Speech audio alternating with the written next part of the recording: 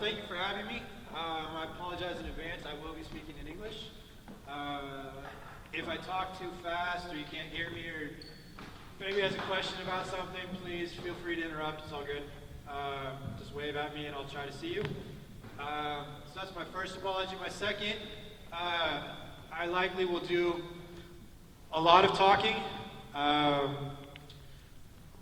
don't know how things are done here. I don't know how you guys coach. I don't know what clinics are like or tend to be like here, other than what I saw yesterday. But in the States, you know, most coaches come out to coaching clinics like this and just kind of throw a couple drills out there, and coaches, you know, scribble their drills and they take it back to their teams, and then they say, oh, well, the drill didn't work as well with my team, or the play that you run with your, you know, Division I team doesn't work with my 7th graders, and whatever the case may be. So I have, after doing a number of these, vowed not to be that coach that just throws out some drills or throws out a couple set plays, and instead really tries to give the why I do what I do, and why I think other coaches should, you know, kind of do the same types of things, and kind of the, more or less the philosophy, and to a certain extent the science behind how I coach and what I'm trying to accomplish through our practices. Finally, before I forget, I have written a few books, and I do have books here with me for sale if anybody is interested. After I finish, I have one on kind of an offensive philosophy, one on practice, one on individual practice, and one on shooting. I think I have with me. So let's begin. So holistic skill development is the title that I gave for the talk. I don't know if that was reiterated to you guys, but what that means to me is typically when we talk about skill development, we focus on the technique or the fundamentals. So I'm going to get out and I'm going to fix somebody's shot. I'm going to worry about their elbow or their footwork, something like that. And that's really when we think about skill development. Again, when I say we, I'm speaking about in the States because that's my experience for the most part. Again, I don't know how you guys think about things here, so I'm talking from a general standpoint. But you know, the idea is, all right, I'm going to develop a skill, so I'm going to take that skill away from the game. Let's say it's shooting. I'm going to take it away from the game. We're going to do a block of shooting, so I'm going to put a player in one spot. He's going to do a bunch of repetitions. I'm going to give feedback on that one thing. Maybe, again, I'm going to focus on, you know, the technique, the elbow, the follow through, hand placement, feet, whatever it is that I think is causing that player to perform suboptimally. And that's kind of what we think of as skill development. And then once we've done our block of shooting, then we're gonna, you know, go back into a scrimmage or play a game or whatever the next part of practice is. You know, or if we're working with a player individually outside of practice, you know, then he'll go to practice later in the day and do a team practice. So instead, the idea of holistic skill development is that it's not just the technique or the technical skills that affect skill development, but it's also the tactical skills, athletic skills, psychological skills, the social environment, and the emotions of the player. And so when we're developing skills and we only focus on the technique, we miss out on all avenues to help develop that player. So as an example, I worked a long time ago, I met a girl, a college player, in August. You know, I moved into a new town and I went to the gym, you know, right down the street from my house, Division II college, university. And, you know, I watched this player as she was shooting, you know, by herself. And I talked to her afterwards and, you know, asked, you know, how'd you play last year? Because I had just moved back from Europe, so I had no idea. I'd never even heard of this school before. and asked her about her shooting and so on. And she was a 14% three-point shooter the previous season. Now, most people would assume that if she was a 14% three-point shooter the previous season, that she was a bad shooter. There were significant problems with her technique. Many coaches might immediately say, okay, well, if we can fix your elbow or your feet or your knees or whatever, we can have some more success. I wasn't her coach. I worked with her a tiny bit during the summer, but I wasn't her coach. And I know her coach didn't really do anything to try to change her technique during the year. During that season, I forget the exact percentages now, but I think she shot 37 or 38% from the three-point line. She was like top 5 or top 10 in our conference. Again, without changing anything about her technique. She went from 14% to 37 or 38%, something like that. Took better shots. Coach did a better job getting her open shots. And the coach gave her confidence. So tactical skills, psychological skills.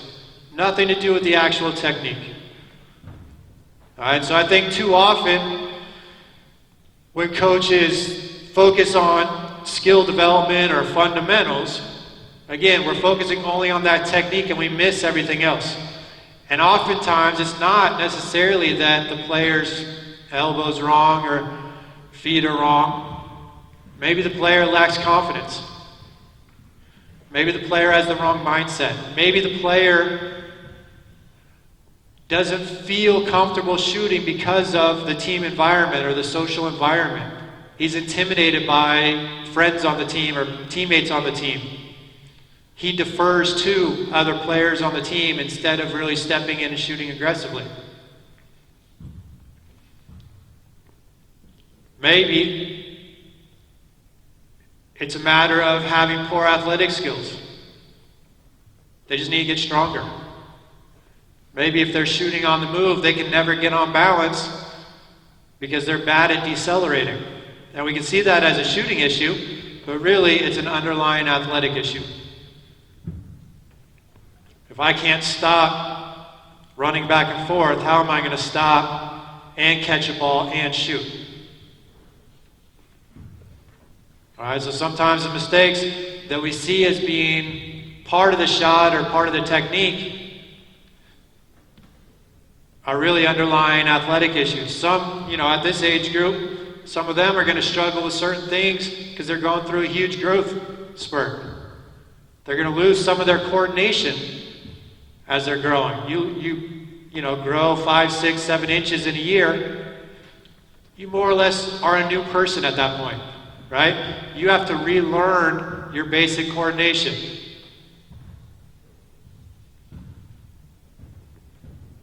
All these things go into actually developing a skill.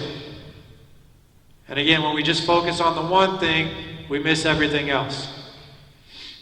So in terms of psychological skills, I'm big on the self-determination theory is kind of the prominent motivational theory that I tend to follow or subscribe to. So basic idea being that if we give players autonomy, competence, and belonging to increase or maintain their motivation. So a lot of times we think that we have to motivate players to play hard. I know in the States that's a big issue. Players don't play hard. By showing up, especially initially, players come to practice, players join a team, players sign up because they're motivated. Most of the time, sometimes parents force them to play. Maybe they just tag along because their friend plays. But most of the time, especially by this age, they've made a choice to play. They're motivated to be there.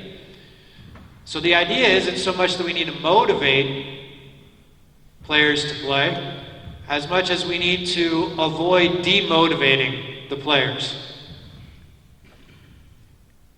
How do we do that? Again, autonomy. So I try to give players as much control as possible, as opposed to everything coming from me. So in my last coaching job, I was a junior college head coach in Florida. I coached women. We had players from, several different European countries, as well as several states in the U.S. And we never practiced. We had 1 2.5-hour practice, and it was only that long because we all lost track of time. And nobody, I had my phone in my pocket, and we didn't have a clock that day. And I swear to God, we were just playing, and nobody looked at the clock, nobody complained, nobody said I had class, and the next thing we knew, we had 5 girls late for class because nobody was paying attention. It's the only time we went over 2 hours in 3 seasons. So we would cut back our team practices, and then the one good thing about my job was we had pretty much free gym access during the day. So we would shorten our team practices, and then I offered players, I would work out with them individually during the day. It wasn't mandatory. They had to sign up.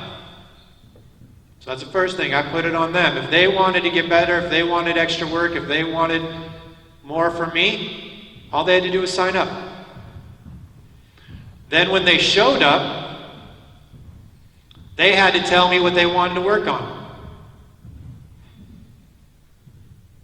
I didn't force them to work on what I thought they needed to improve. They got to tell me what they wanted to improve. And typically I want to improve shooting. Okay, what about shooting? So I would ask questions. Again, I wanted to put it back on them. There were 1 or 2 players that I kind of pushed in the direction that I wanted, using my questions. Well, don't you think you need to work on your balance a little bit? Oh, yeah, let's work on balance. Okay, so I could kind of push them in the way that I thought they wanted to go. But most of the players, they're just, what part of shooting? I had a player, she finished 2nd in the nation in 3-point shooting percentage that season. She came in and said, I think when I'm fresh, I shoot pretty well. It's when I start breathing hard, I don't think I shoot as well. Okay. So that's what we focused on. Just had her sprint until she started breathing heavily, and then we started shooting. Wasn't something that I would have thought of, necessarily. Or would have prescribed to her to do in an individual session like that. That was something that she identified as a weakness of hers. Again, through me forcing her to tell me what she wanted to work on. So these kinds of things, these are ways that, I try to give control or to create autonomy with my players, as opposed to everything coming from me. Or the coaches. Simple things. I let the players choose their captain. When we were on the road, I let the players choose restaurants. It wasn't a free-for-all, but I asked a couple of them, hey, we have, option 1, 2, or 3. Which one do you guys want? These places are close to the hotel. We want 2. Okay. Simple things. And now they're more invested, now they're more motivated. As opposed to me determining everything. And consequently, the players that were really motivated, the ones that really bought in, they improved a lot because they stayed in the gym more. They practiced more. I've talked about this online before, but a bunch of the girls improved a lot. And I really take no credit for any of it. It was their work. It was their effort. It was everything was them. We just tried to create that environment that made them want to be in the gym more. Where when they finished practice, we weren't hammering them so much in practice that they were ready to go home as soon as practice ended. We tried to end practice with everybody still feeling pretty good. So then I would leave, there'd still be 6 or 7 girls in the gym shooting after practice, working on things, with each other, or working on things that, they felt they needed to work on. Right? And it's just a matter of creating that environment. The belonging part should be easy with the team, but often it isn't. That's part of why players play team sports. To belong to a group, to be a part of something. Again, I don't know how it is here, but in the States, people get super competitive at early ages. And so we've got, 10 players on a team and only 5 of them are playing. How are the other 5 going to improve? How do the other 5 start to feel about themselves? If they feel like they don't have a chance to earn playing time or to get the same amount of reps, that's when they start to lose their motivation. That's when they come to the gym less. When you're thinking as a coach, wait, you're not playing as much, you should be in the gym more. But they don't see that path to playing time, so they become demotivated and they lose interest.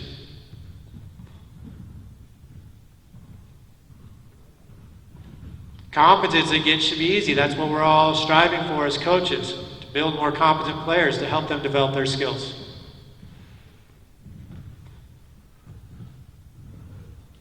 All right, to reinforce that again, typically we focus on the negatives. Our feedback gets directed towards the mistakes. What if we spent more time focusing on their strengths or the things that we do well?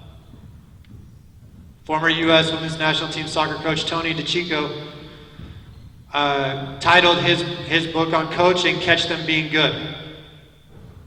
And that was the basic idea. Instead of pointing out all the mistakes, try to find when they do well. Reinforce the things that you want to happen more.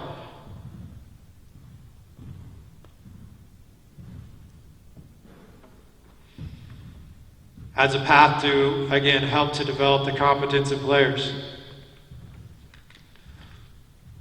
The other kind of psychological theory, I guess, that I tend to follow or subscribe to is the idea of mindset. So this is developed by Carol Dweck, a researcher at Stanford. The idea being you can divide people into 2 different types of mindsets, and you can have one mindset in one activity and a different mindset in a different activity, but generally you have a growth mindset or a fixed mindset. So a fixed mindset says, my talent is innate. A growth mindset says, I can improve. Mistakes not the end of the world, it just means that points out what I need to improve on.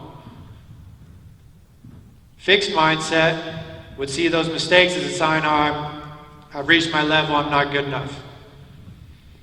And a lot of times players start to develop these mindsets based on the way that parents, especially in the States, and coaches speak to players. So if a player has a good game, do you go up to him after the game, hey, that was a great game, you're really talented. That starts to reinforce the idea that the talent it's innate. Or, hey, that was a great game, that extra work that you're putting in is really paying off. I can see the improvements from that time that you're spending in the gym. Now we're connecting their ability or their performance to their work, to their effort, things that are within their control, things that they can continue to improve and increase. As opposed to this abstract idea of talent, of which we really have no control over. So that growth mindset will then continue to increase motivation because it reframes how we see mistakes. Now I see a mistake as an opportunity for learning. I dribble off the foot, okay, well now I know I have something I need to work on. I have a bad game, I go 0 for 8. Now I know I have something to work on. It doesn't mean that I'm a bad player. This is one of the kind of misconceptions in learning, I think, and in coaching. Performance is temporary. Learning is relatively permanent. So every time you go out into a game, that's a performance. Right? So if I shoot 0 for 8 today, that doesn't mean I'm a bad shooter. If I go 8 for 8 today, it doesn't mean I'm a 100% shooter. It means I had a great day. I got hot. Over the course of a season, those will tend to balance out, and I'll be around where I am. If I'm a 35% shooter, with enough attempts, I'll be around a 35% shooter.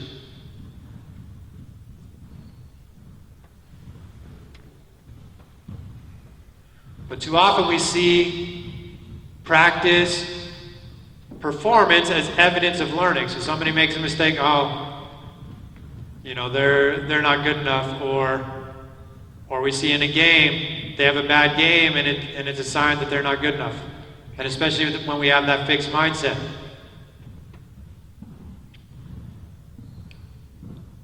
I have a really bad game shooting and I'm a bad shooter. Next game now I'm not going to shoot anymore.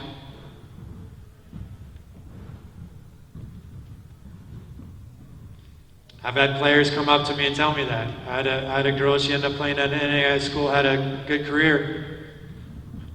She had missed like 12 threes in a row over 3 or 4 games, and I'm just not shooting anymore. I was like, I don't care what you shoot. Even if you're missing those shots, people are still coming out to guard you. Because they know you're going to shoot.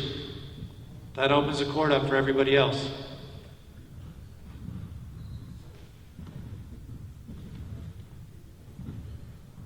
She wasn't a great shooter, but I knew she'd start to make some more shots. She wasn't a 0% shooter. All right, but again, it was a matter of reframing it.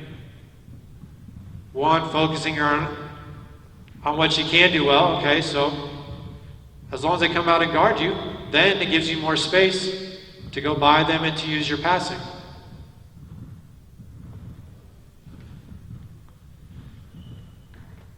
I could have just said, good, it's about time you realize that you should stop shooting. You're killing us.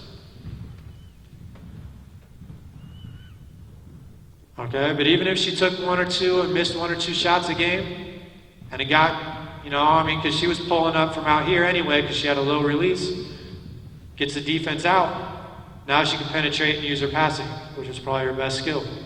But if everybody stays back in the key and nobody guards her, then she can't use it.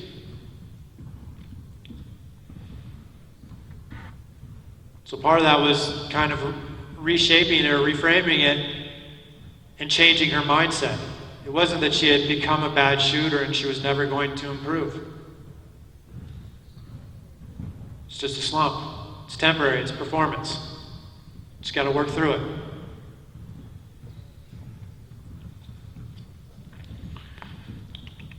So, along with these, there are mental skills that we can develop with players to help them improve their psychology or their mentality as they come into games. All right, popular one obviously is a free throw routine. Every coach teaches a free throw routine.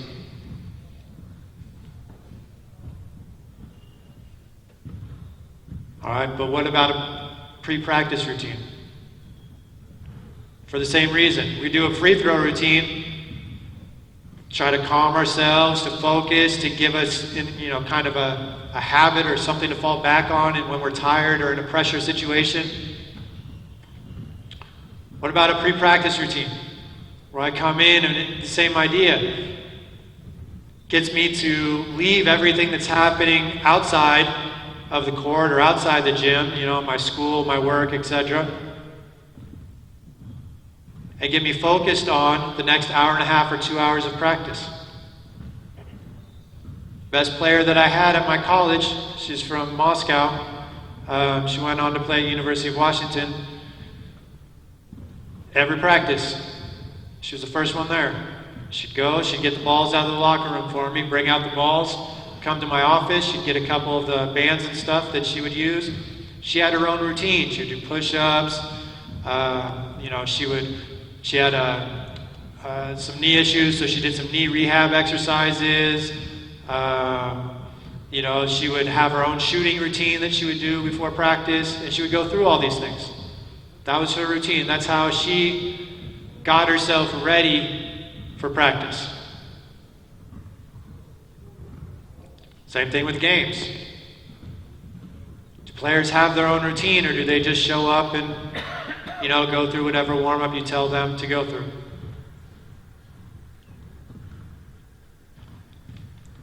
All right, other things. Mistake rituals. What's the first thing that young players do when they make a mistake in a game? In the States, they look at their parents. Or they look over at the coach to see if they're coming out of the game. Because a lot of coaches will just make a mistake, go get them.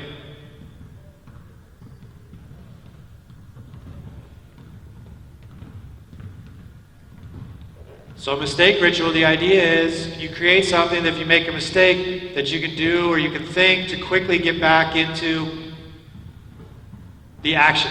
So that one thing that I always preach to my teams, you don't want to let one mistake become two. It's one thing to commit a turnover, but if you put your head down and sulk about it and let them get a layup at the other end, it's not the turnover that hurts you, it's the layup at the other end that hurts you.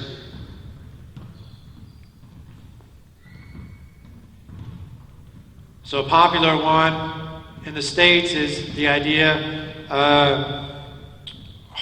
his name escapes me, old Cal State Fullerton professor, Ken Revisa. It was his idea, or I guess he came up with it. He used to be the sports psychologist for the Cal State Fullerton baseball team, and he put a porcelain toilet up in the top of the dugout at their games. And their idea was anytime you commit a mistake, just flush it. Okay, flush the mistake, let it go. Focus on the next play. All right, now I guess with the popularity of Ted Lasso, everybody's talking about the goldfish, the animal with the shortest memory. Okay, so now the coaches be a goldfish. All right, forget that mistake. You can't do anything about it. Focus on the next one. Regardless of what it is, the idea of having and talking to players about that mistake ritual. Having the mindset, having the mentality to overcome his mistake. To forget about the mistake so that, if we're talking about shooting again, one missed shot doesn't become a second missed shot because I'm worried about the last one. I go up to the free throw line, I missed my first one, now I step back for my second shot and I'm still thinking about my miss. So I missed the second shot. Once I miss that first one, I can't make it. It's over. All I can do is make the next shot. So I want to forget about it. Be a goldfish, flush it, whatever. Step to the line, do my routine, shoot with confidence.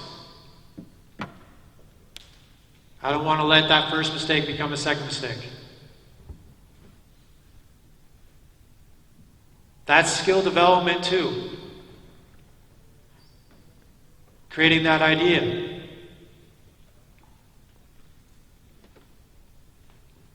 If you hit 1 out of 2 every time instead of missing that second one, you're going to increase your free throw percentage. Again, that's performance, but that's also how we tend to measure development, is through games. The last one I'd say is imagery. There are certain things we cannot replicate in a practice situation. There's no way you're going to replicate the pressure of a game-winning free throw, regardless of how much you make players run for a miss or Whatever you do to try to, make that free throw worth more. But using imagery, you can teach players to create that kind of image in their mind, to prepare for it.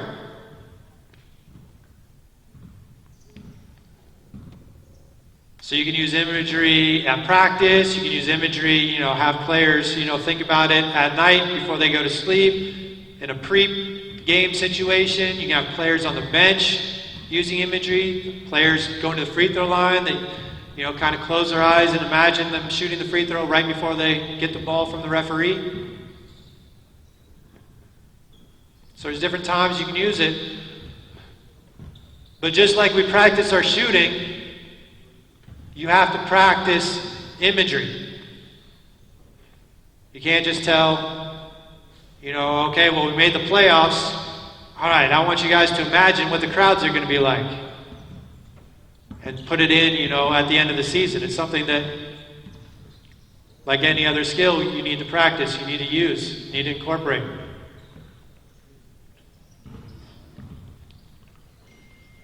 So if I want to try to imagine what that's going to be like when I get fouled with 2 seconds left in a tie game and I'm going to the free throw line with a chance to win a championship,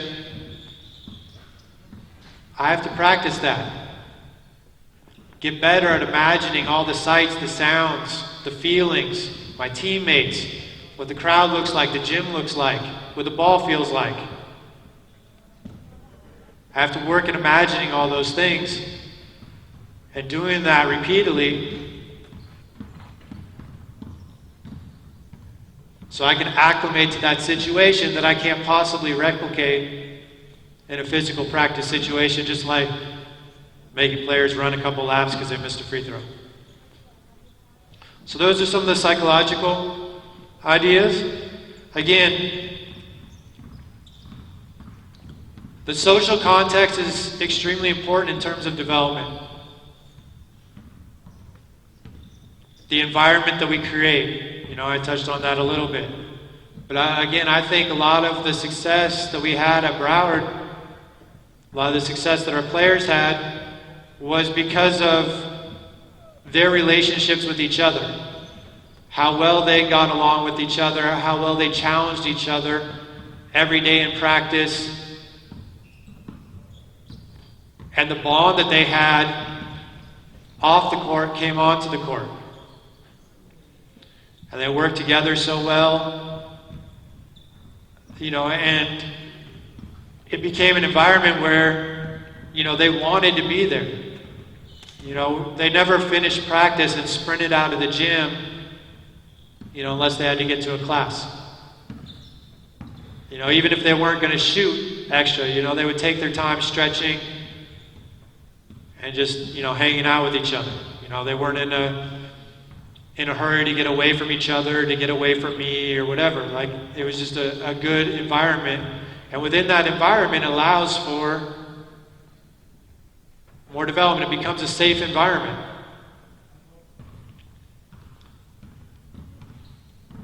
Because when a player throws the ball out of bounds on a behind-the-back pass with 2 minutes left in the game, in a 4-point game,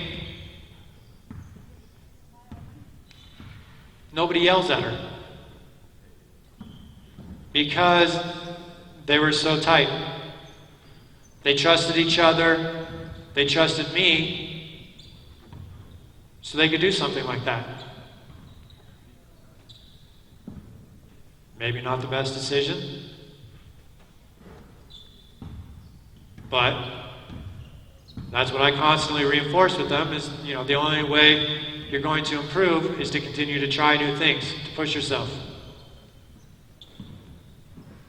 And their kind of bonds with each other and friendships with each other on and off the court helped to accentuate that. It gave them that safe space to try things.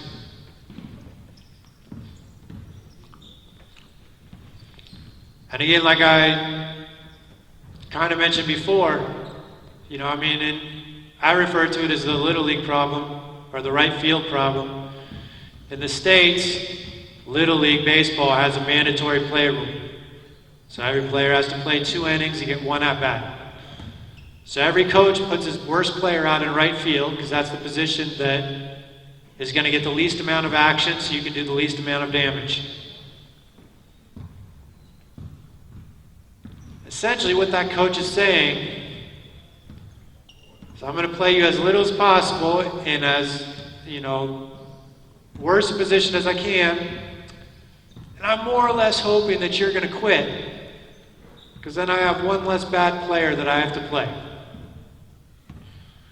Because if we go from having, 12 players to 11 players, now I don't have to play you, my team's going to be more competitive. When that player bats 9th and plays right field, or that player is the 12th man on the bench and never plays, does he feel like he's part of the group?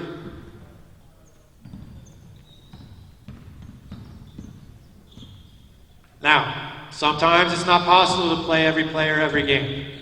Certainly not going to play every player equally every game. So what can we do to make sure that players continue to feel included, continue to feel part of the group? How can you make each player feel important?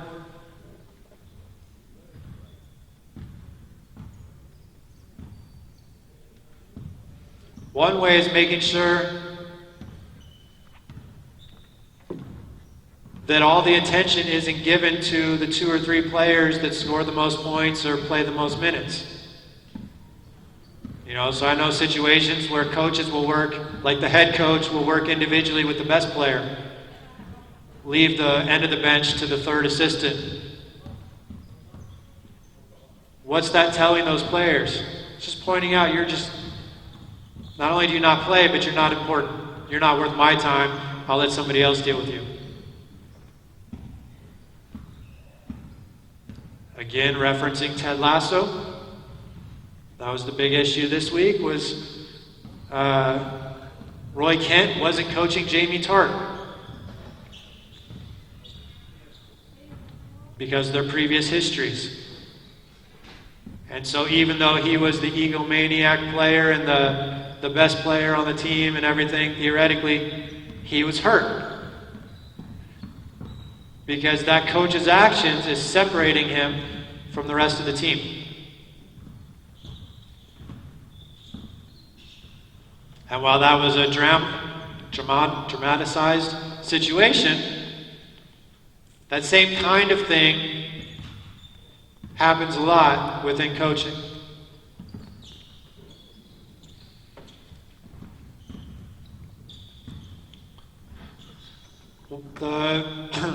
The thing that I think we most often overlook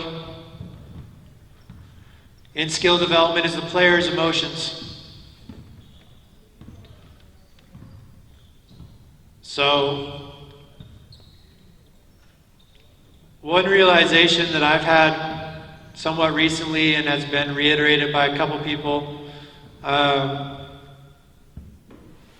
is we tend to think of the idea that we become successful and that leads to happiness, as opposed to thinking being happy leads to success. I think if players are happy, if players are enjoying the experience, if players want to be there, that's going to lead to success. Players want to be there, they're going to put in more effort. They're going to pay more attention. They're going to put in extra effort. They're going to come to extra workouts, etc. They're going to spend more time on the court.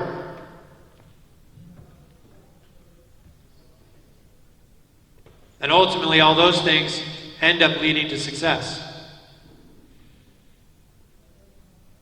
As opposed to yelling and screaming at players and trying to get them to be successful, so hopefully they enjoy it.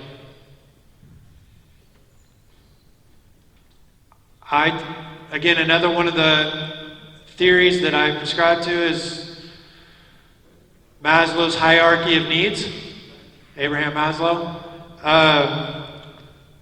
So the basic idea is you can't reach self-actualization or really trying to be your best self until the previous needs are met. So at the bottom are, your basic physiological needs. Okay, again, I don't know how things are here, but I know that I had players who struggled because they simply couldn't afford to eat when they were in college. They were trying to get by on one meal a day. Okay, and usually fast food at that. So they're eating one Wendy's hamburger a day and trying to perform as a, athlete. Okay, or, I know our worst performance in our best season, the worst game that we had, is because we had to play on the last day of finals. So I had 6 players show up straight from a final. They were stressed out, didn't sleep that night, had to take a final, and then they literally came straight from the final to the gym to play a game. Okay? Sleep, food, nutrition, hydration, etc. Those are the basic physiological needs. All right, the next one is safety. Again, security and health. As a coach, that means, is it a safe environment, both physically and psychologically?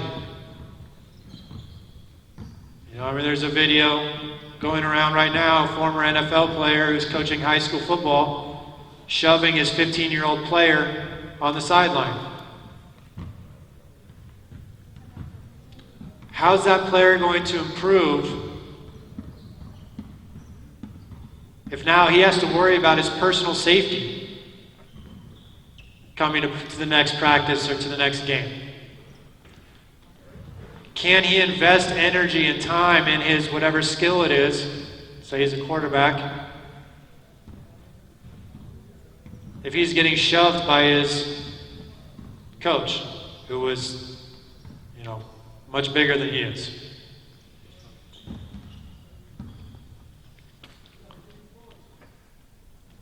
The next one is belonging, which I've already talked about a little bit. Okay, but that connection, the family. Okay, that's the next need. Okay, so creating that connection with players, amongst players, and between players. Then you get to esteem. Recognition, respect, self-esteem.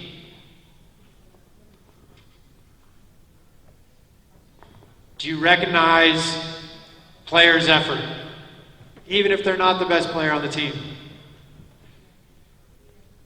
Do you respect all the players, or do you disrespect the players? Do the players disrespect each other? That's one thing a lot of European players tend to have to adjust to in the States when they come and play in college, especially on the women's side, I'd assume. I don't know how much men's coaches care about body language compared to women's coaches, but women's coaches are very concerned about players' body languages. And I know the women's players that I coached would be described as having poor body language for an American coach. I knew that what the coaches saw in them wasn't true. Like they didn't have an attitude problem or anything like that. It's just, most of my players were Swedish or Russian. It was just how they carried themselves. It's just different than how, American players might carry themselves.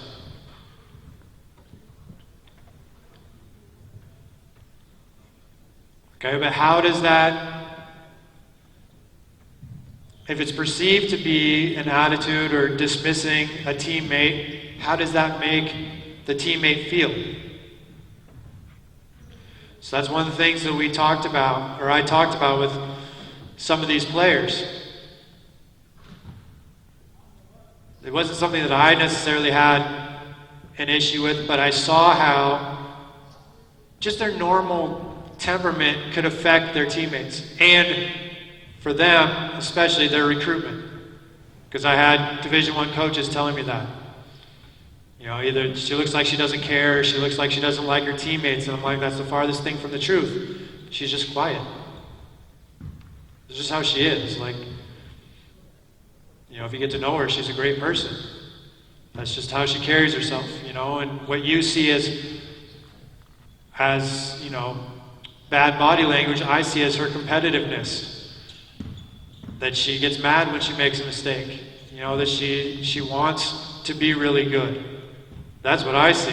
You just see something different because you have a different perspective.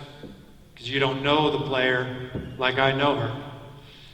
But if it affects teammates, if every time, I'm in practice and I miss a shot and my teammate, especially somebody that I respect or that I look up to, puts his head down or shakes his head or yells at me, I'm going to stop doing that. I'm going to stop taking that shot in practice. When I stop taking that shot in practice, how am I going to improve?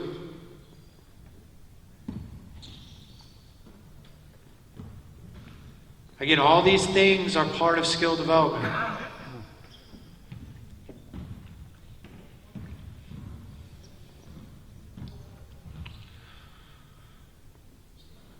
Now, technical skills. All right, what we think of as skill development. One of the reasons why I don't come out and just throw out a bunch of drills is because to me, a drill solves a problem.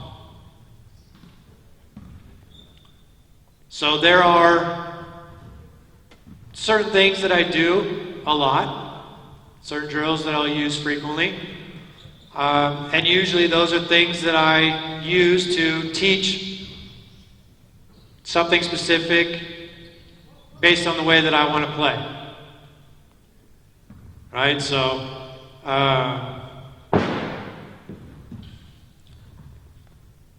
6 of you, come out, 1 ball. 3 in black, 3 in white, 1 ball. 3 whites. 4, 5. Oh, wait. White. Thank you. You guys have done 1 second roll, right? Yep. 3 on 3, 1 second roll here. Black ball. I'll put it here. I'll put it in play.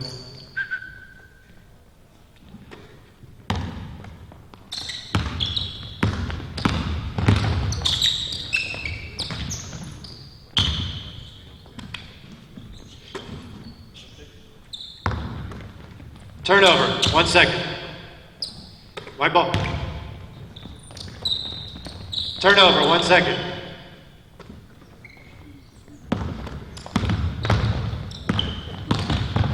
Yikes.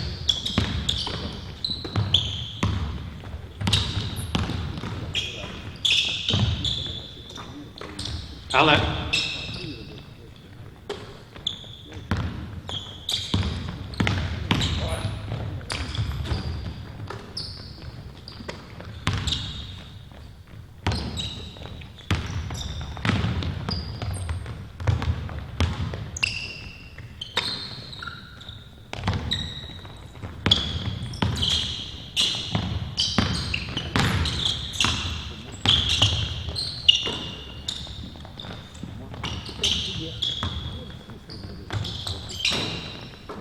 All right, stop. You guys can sit down. That's good. So I want to try to get players to play faster, so we play with the 1 second rule. So on a catch, they either have to go, they have to pass, or they have to shoot. I get to determine what 1 second is. Okay? So that's a drill that I use a lot. I use it frequently. I use it with most every team that I coach because that's the style of play that I'm trying to get players to use. All right, so it's something that will come up consistently because it's a consistent problem when I take over a team. Is players that like to catch the ball and hold it and jab step and catch the ball and hold and pump fake and do different things. So I'm trying to change that, and this is one way we do that. All right, so there are drills that I tend to use frequently. All right, but in general, and especially when we're talking about a technique, to me a drill needs to solve a problem. All right, so that means, a frequent one,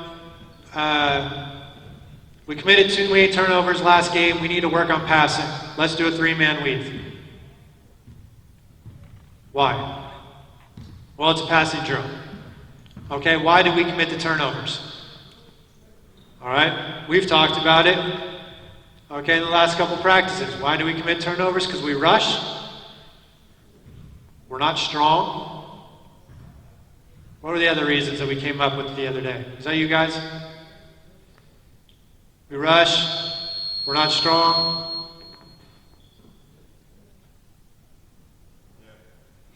We had 4. Anyone?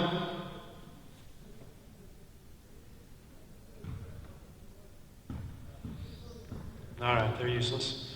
And defensive pressure was one of them. Okay, I think one of them was we got tired and we weren't concentrating, right? How is a 3-man weave attacking any of those problems? It's not addressing anything regarding defense. Okay, the only one you could probably argue is after you've done it enough, passing under fatigue or with lack of concentration because you're bored of the drill.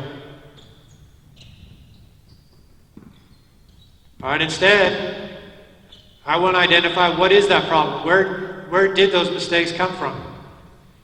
Defensive pressure, not being strong. So what I'm talking about is they're getting on their back foot, trying to throw it over people, making soft passes. All right? Did any of you do the 2-on-2 drill inside the 3-point line? All right, give me 4 people, 2 black, 2 white, 1 ball.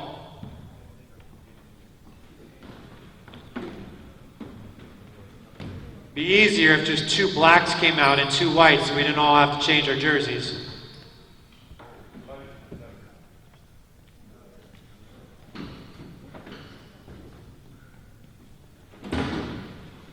Inside the 3? Yes, that's inside. So your boundaries, 3-point line and the baseline. Yes? It's white against black. You have to complete 7 passes in a row. No. The boundaries are the baseline and the 3-point line. Guard them. Guard him, guard him. All right? No dribble. You're completing 7 passes in a row to win. On a turnover, okay, just go. So you steal the ball, pass it to your teammate. You don't have to wait to set up. All right? Ball goes out of bounds, it goes to the defense every time. You guys good? Sure. Ready, set, go. Well, that was bad. You're out of bounds. Turnover, white ball. 3-point line is your boundary. Be strong.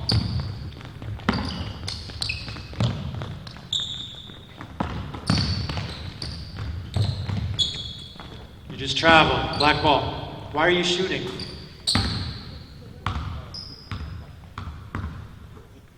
Go. Pivot.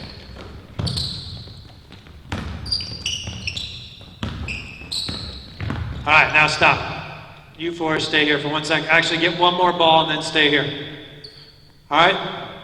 So if we committed turnovers because we were not strong with the ball and defensive pressure and so on, that's a simple drill that we might do.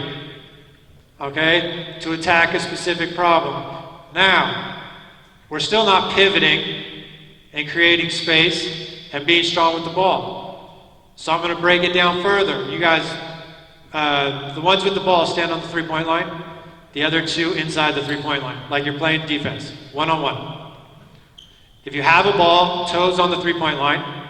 If you don't have a ball, guard them. Toes on the 3-point line. Do you know what your toes are? Very good. Okay, let me see the ball. All right, so I'm going to say go. So you're going to go for like 30 seconds. All you're doing is trying to stay so you're facing the basket and don't let him steal the ball. All right, so we're not doing this. We're not doing this. But as he pressures me, I'm going to protect the ball either by ripping through. So we talk about the box. You don't want to rip through the middle of your body between your knees and your chest. So I either want to rip through below my knees or over top. Okay, basically across my hairline. Yes? All right. If he's crowding me, I want to step into him, a space step. So he crowds me, I'm going to protect the ball. Okay, step in, and now I can rip through. Yes? 30 seconds, don't let them steal the ball. Ready, set, go. Give it to him and go again, give it to him and go again. No. Same way, go again. Keep going. 30 seconds and then we'll switch.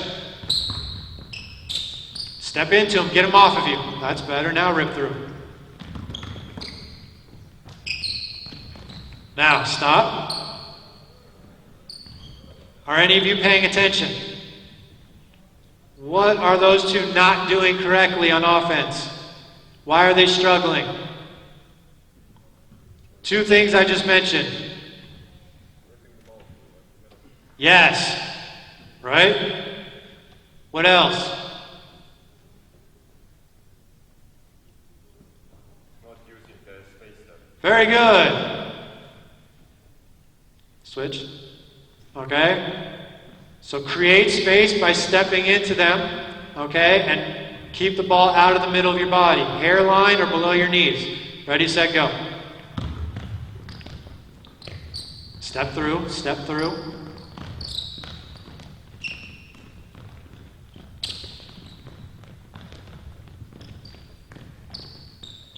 Good, a little bit better. All right, let me have one ball. One ball. Black ball, get inside. Passing game again to 7. No, stay. You 4.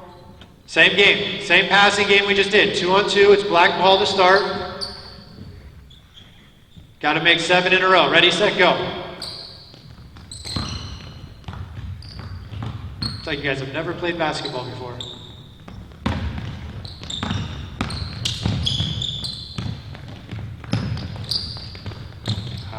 Protect the ball. Go, go. Pivot. Pivot, be strong. Rip through, low, low.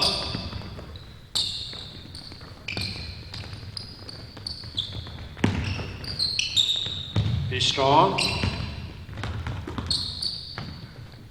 Protect the ball.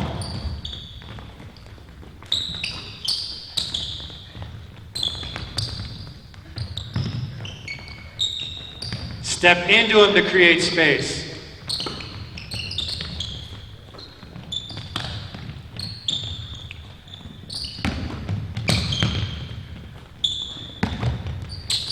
Seven, good, we got a winner. Well done.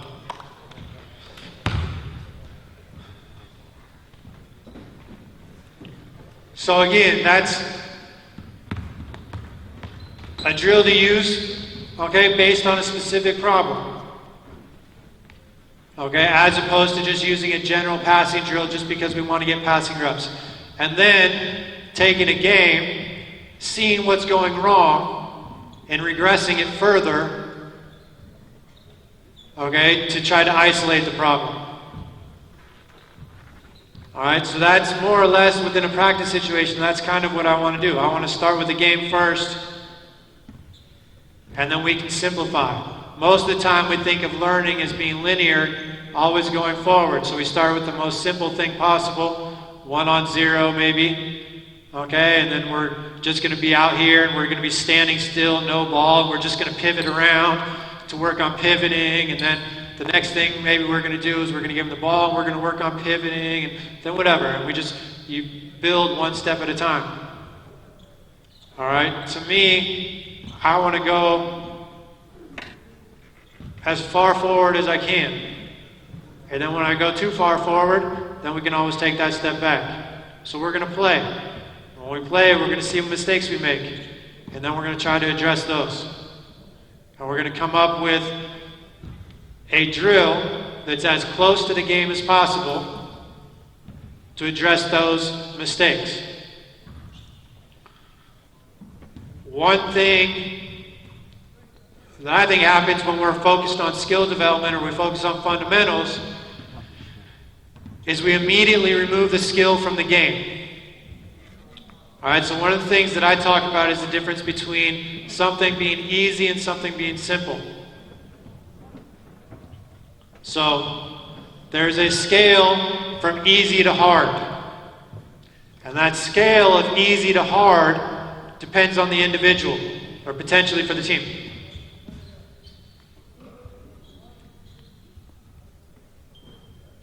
Right, so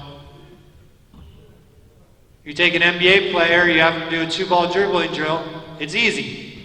You take a 6-year-old who's never dribbled a basketball before, try to have them do the same thing, it's very hard. The skill level, whether it's easy or hard, depends on the individual. The drill's the same.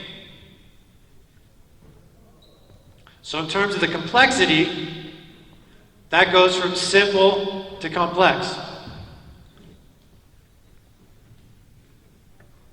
And regardless of who you're using it with, that's task dependent. So there are simple drills, there are more complex drills, and then there's everything in between. And that's not determined by the players, that's determined by the task. So 5-on-5 is always going to be more complex than 3-on-3. Now, peak Golden State Warriors can make 5-on-5 look easy. A group of 8-year-olds can make 5-on-5 look very hard. But it has the same complexity.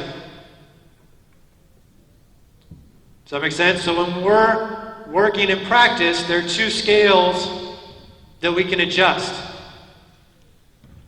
We can make something easier or harder, and we can make something more or less complex. Most of the time, we focus on the individual, and so we make something easier. So if I struggle to shoot in a game, let's say we're playing 3-on-3 and we miss a bunch of shots like we did earlier. Well, I'm going to get rid of all defense, and I'm just going to find the range where I shoot well, and I'm going to put myself at the elbow, and I'm just going to shoot a bunch of shots.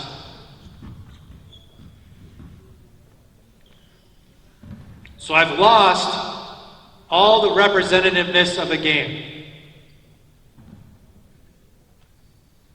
I've eliminated and really changed the task. Okay? For something to be, let's say, a game shooting drill, for me, there needs to be, at minimum, a passing option and a defensive player. Because in a game, you have to make that decision to shoot. And the decision is part of shooting. And so if I just line somebody up here and 1-on-0 and say, all right, you're going to shoot every single time, and I just make a perfect pass and they just have to shoot, of course they're going to shoot better. It's easier and it's simple. There's no constraints that are involved in making a shot in a game. There's no defense. There's no choice. When that ball swings to me in a game, even if I'm open, I have to decide, is this the shot that we want? How much time's left on the shot clock? What's the score of the game? Do I have a teammate in the corner who's more open? Do I have a teammate in the corner who's a better shooter than me? And having to go through that process, that's part of making the shot.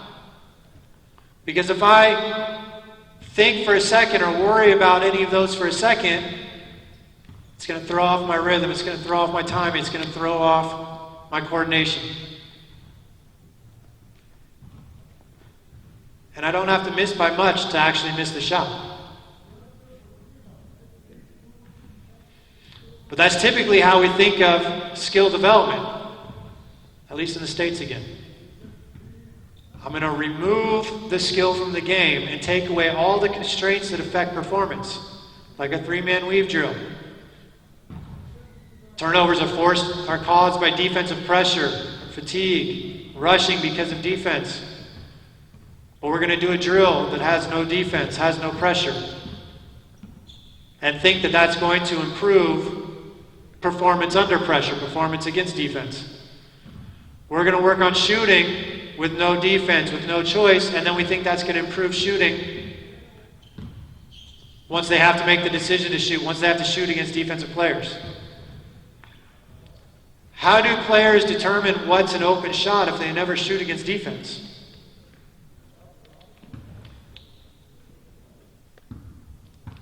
NBA, I believe open is 3 feet or more from the defensive player, right? So if I'm here and they're there, when they take a snapshot of the shot, this is considered open, right? I think 6 and more, this is considered wide open. All right, but even a wide open shot has a defensive player. Because almost always, even though this player's 2 meters away, I'm probably running at that player. Possibly could distract the shooter, force the shooter to speed up. If we never practice that, how are we making that decision in the game? I had a lot of very good shooters. I think we were, 4th or something in the nation in three-point shooting. All right? I had my Russian girl could shoot with a 6-foot girl right here and still shoot a pretty high percentage. The 50% shooter, she had like 3 or 4 4-point plays on the year. Even with the defensive player that tight, it didn't affect her shooting that much. Other players needed, this much space for them to even think about shooting. Shots were slower, they weren't as confident.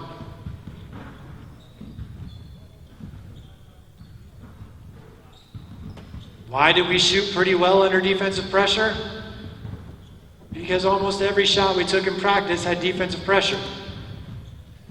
They got accustomed to having a hand in their face or having a closeout coming at them.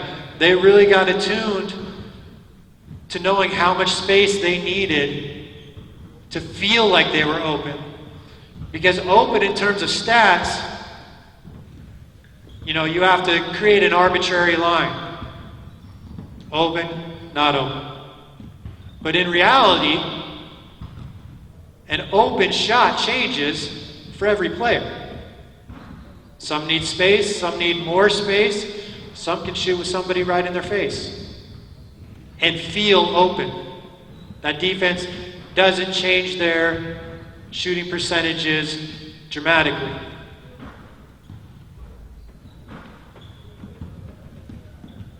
But if you never practice with defensive players, you never get attuned to how much space you really need to shoot comfortably, to shoot it like it's an open shot.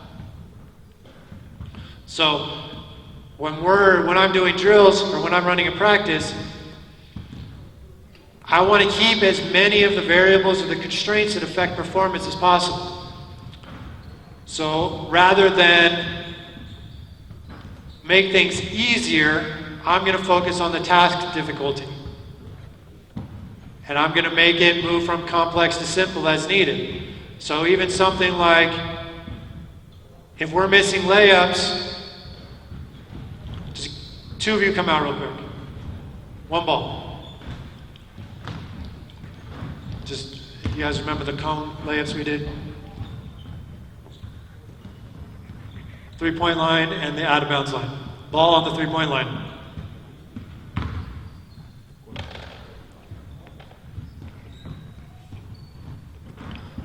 Ball on the three-point line. Other player, yeah, there we go. Lefty, you're coming around here. You're around the out. All right? Ready, set, go.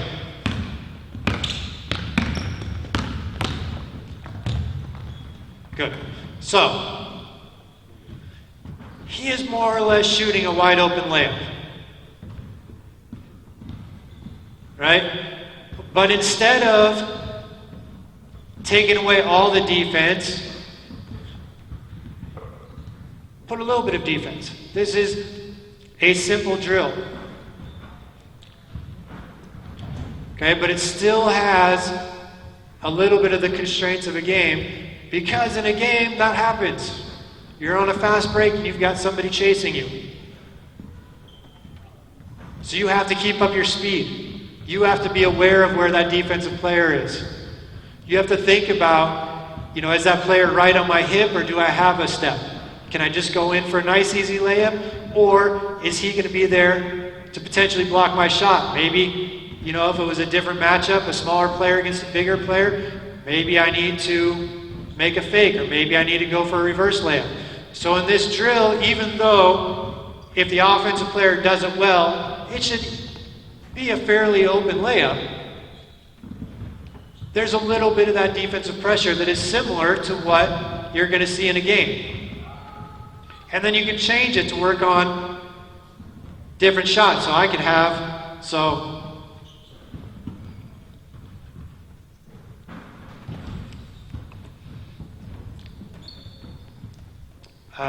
you two come out again.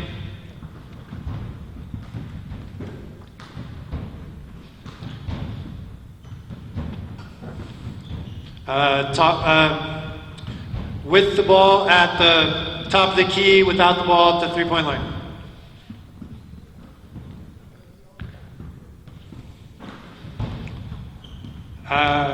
So you're going to pass him the ball. You get to choose which way you want to go. You're going around one cone. On the other side, you have to run around the opposite side and then come play defense. Yes? Stop. What did we just work on in 3-on-3? 3-on-3. That was 2-on-2. Yes. So why are you... He gave you the ball. Why are you squaring him up and trying to jab? You already have the advantage set out for you. Just catch the ball and go. Fast. So again, same idea. Okay, but now instead of the defensive player on his back, now we've got, a help defensive player rotating over. And again, if he does it well, we're going to have an open layup every single time. Okay? And then to make it harder, like on the first one, you can put the cones closer together. Or you can change it and have them start. So, two come out here again. Three-point line, run. Yeah. So he's got the ball, you're going to stand right behind him. Okay, you've got to stand behind his foot. Right where I am. All right, you can't move until he goes. Ready, set, go. Oh, sorry, you're just chasing, playing defense. My fault, come back.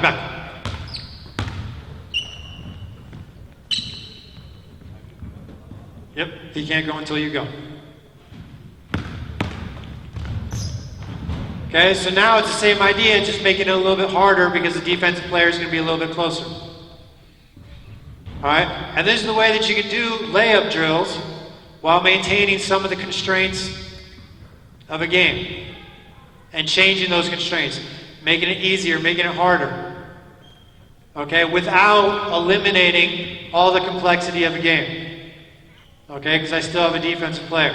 And then, next up, then you add player making 2-on-2, and then 3-on-3 with the same idea. So now he has to worry about a guy behind him and potentially a guy rotating over in help defense. All right? And he has a passing option. Okay? So And that's how you can build using complexity, not just worried about, okay, well, we did a layup drill from the three-point line with no defense, so to make it harder, we're going to make them go from half court, because then they're going faster, and then we'll go from full court. And that's how we're going to make a layup drill harder. And then we're just going to play 5-on-5.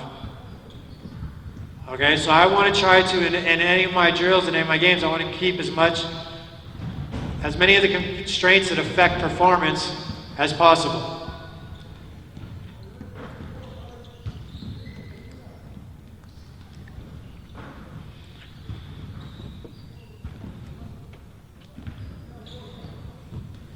So one of the big constraints in performance is the feedback that we give.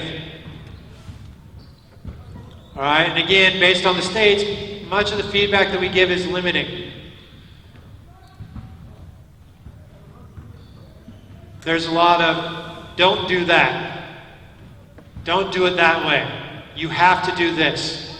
There's, one way that you shoot the ball. There's one way that you do a layup. There's one way that you pass the ball. But then if you watch a game, there's plenty of different ways to shoot. Shoot layups, pass, dribble, make moves, etc.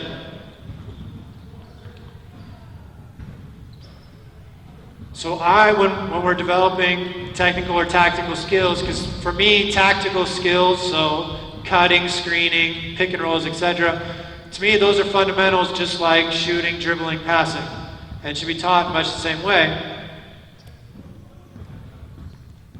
I want to encourage players to explore and try new things.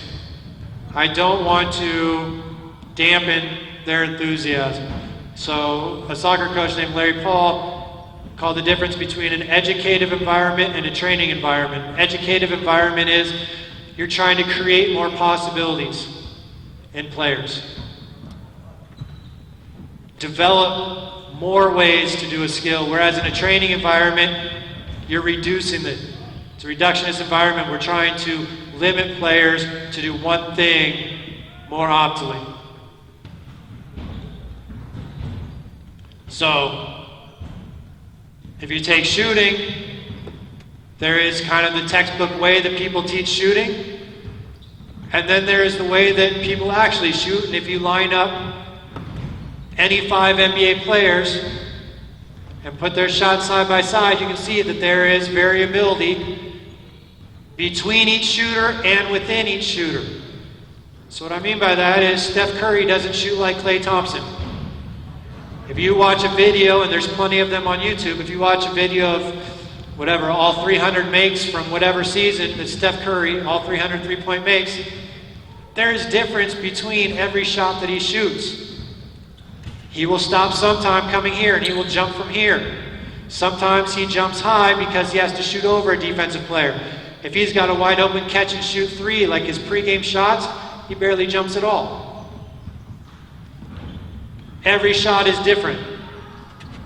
So that's part of the difference in how I try to instruct or how I try to coach, is I want to encourage that exploration. I want to give players, create an environment where they attempt different shots in different ways. Because ultimately that's what happens in games. I'm not trying to limit them into, well, you have to shoot with your foot exactly here, your elbows exactly here. Whatever skill, dribbling, passing, I want players throwing one-hand passes, around the back passes, through the legs passes. I want them exploring those potential opportunities, and then we just have to think about the decision making. When do we use that? When do you use a behind the back pass? As opposed to jump stopping and throwing a two-hand bounce pass. Is that a good decision in that situation? And then the last one is physical skills or athletic skills.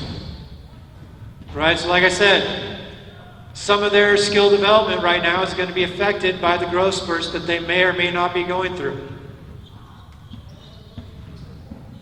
Your skill development is going to be affected by whether you have an early maturing player or a late maturing player. The size differences between some of these players, is pretty dramatic. That's going to affect strength levels, coordination, and more. You know, one of the girls from my team, last year she was struggling at the beginning of the year. You know, and we were texting back and forth.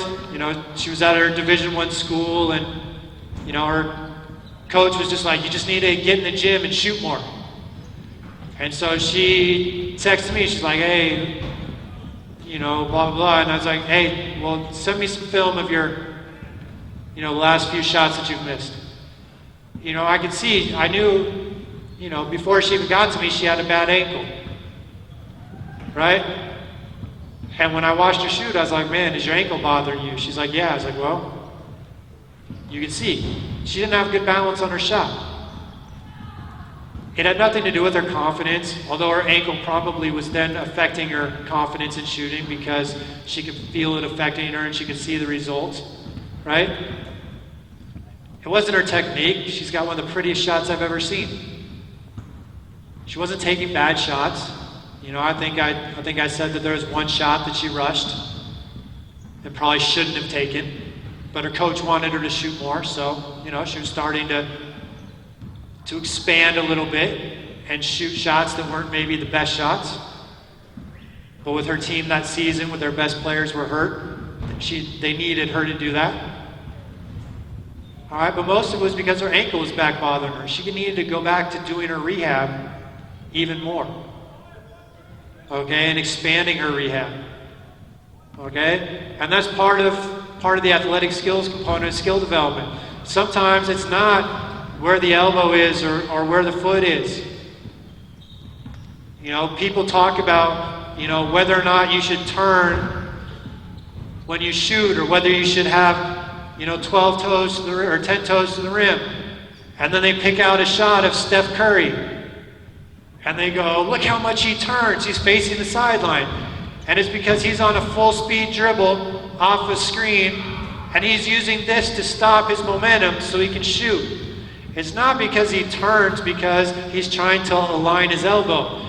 It's because that's how he's decelerating in a manner that allows him to get the shot off quickly without having to come here and stop in an absurdly low position that's going to stop his forward momentum. And because he's come and he's stopped quickly, he continues to rotate in the air. But then you watch him shoot his pregame shots at a low speed, catch and shoot, and he has very minimal turn. He's just nice and easy. So does he turn? Yes. Is it because he was taught the magic turn way to shoot the ball? No, that's deceleration. He's running fast and stopping quickly. And one way you do that is you turn and you stop your momentum here, and that causes your body to rotate. That's the athletic component of his skill. And if you look at that and say, oh, well, he stops this way, so we need to take all our shots facing this way, you're missing the point. And I have friends who teach shooting that way. They literally swear that they've fixed free throw shooting because they have guys face all the way towards the speaker and shoot like this. And in one season, the guy goes up 5%. See, I fixed him. That's performance. Unless he keeps that, you know, I mean, they've done, you know, statistical studies, and I think, like for three-pointers, it's something like 700 three-point attempts before your percentage stabilizes. Right? There's one thing that happens in scouting, right? My opponents played 3 games. So I look at the stats. Kids, 3 for 12 from the three-point line. I go, yep, not a shooter. 3 for 12. Guy can't shoot. Then he comes in the game, he goes 4 for 4. It's like, well, that's just 2 bad games that he had. You know, who knows why he missed those shots, but shooting 3 for 12, you can't establish that somebody's a good or bad shooter off 12 shot attempts. Okay, same thing. I can't tell you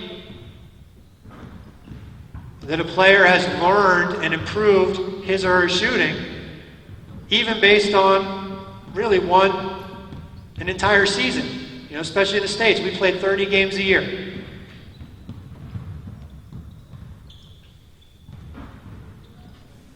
You know, unless players are shooting 5 or 6, threes a game, there's still a lot of variation in there. You know, one bad game can drop your percentage 2 or 3%. You know, so saying, yeah, I had him shoot sideways and he improved 5% that season, and then he stopped working with me, and then his free throw percentage went down. Well, that's variability. He shot 300 free throws that year. It's not a guarantee of an improvement. He made like 3 more shots than he did the year before. Okay, so I guess I'm done. Does anybody have any? I think I'm done. I don't even remember. Does anybody have any questions that I can answer?